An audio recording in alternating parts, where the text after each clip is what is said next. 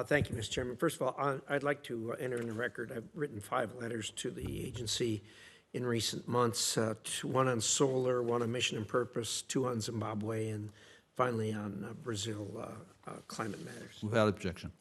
And first of all, I want to thank you, Mr. Nathan. As you know, I put a hold on opening the office in Brazil because it was solely focused on climate, and I wanted a broader aperture than just climate. Yep. You agreed to that. I lifted my hold. Thank you very much. That's the way things should work.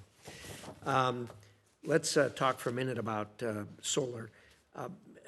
It's common knowledge, of course, that there is slave labor involved in the solar industry through China, and people are concerned about that. So, what can you tell us? What sideboards do you have in place to make sure that the United States isn't financing projects that entail slave labor?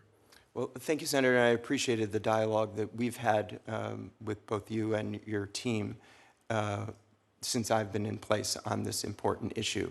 I absolutely agree that there is no place for slave labor in any supply chain that gets the support of the United States.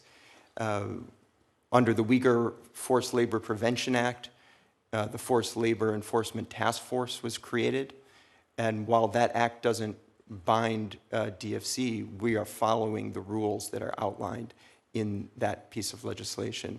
The FLEDF list of companies that are prohibited is one that is incorporated into our contractual requirements in any solar deal we do. But beyond that, we have a strategy to diversify the solar supply chain away from China. In the last 18 months, we've made 2 investments, one to a U.S. company called First Solar that is building and is about to open a solar power manufacturing facility in Tamil Nadu in southern India.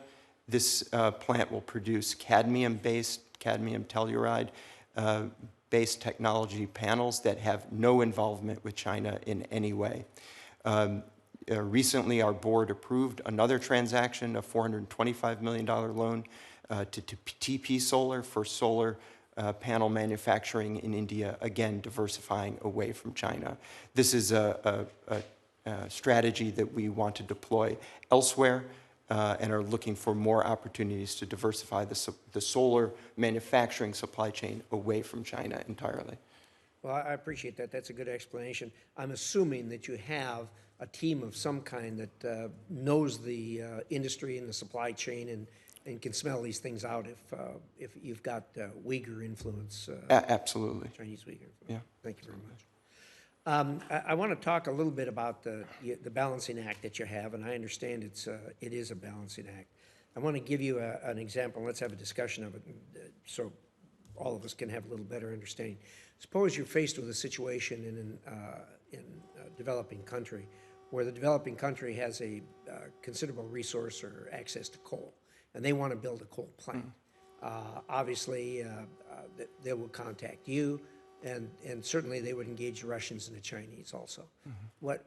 How do you meet that? And obviously, you're going to say to them, well, is there another way we can do this other than coal? They say, no, there isn't.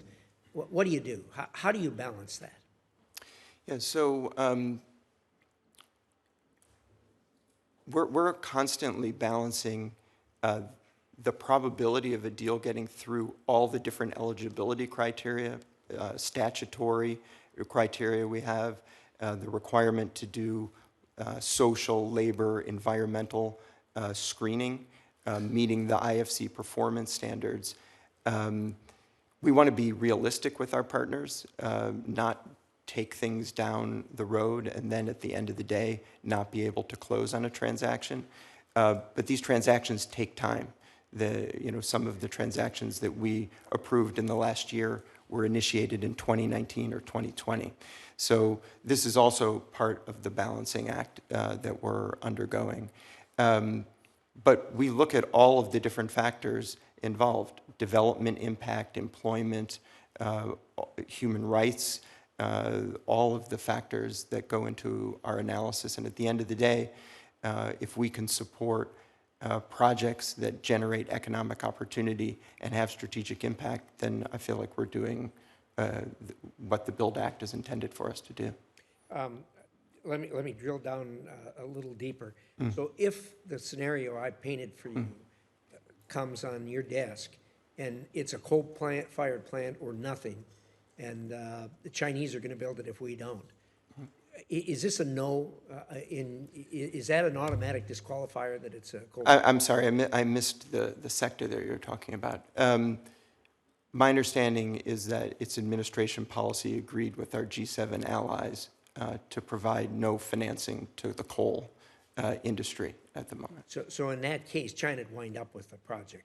Yeah, although my understanding is that China has also articulated that they won't finance coal projects either. Yeah, But we've all seen how that's. yeah, I understand that. That's why I said they've articulated it. So, Yeah, yeah. well, my time's up, but thank you, Mr. Thanks. Chairman. Certainly.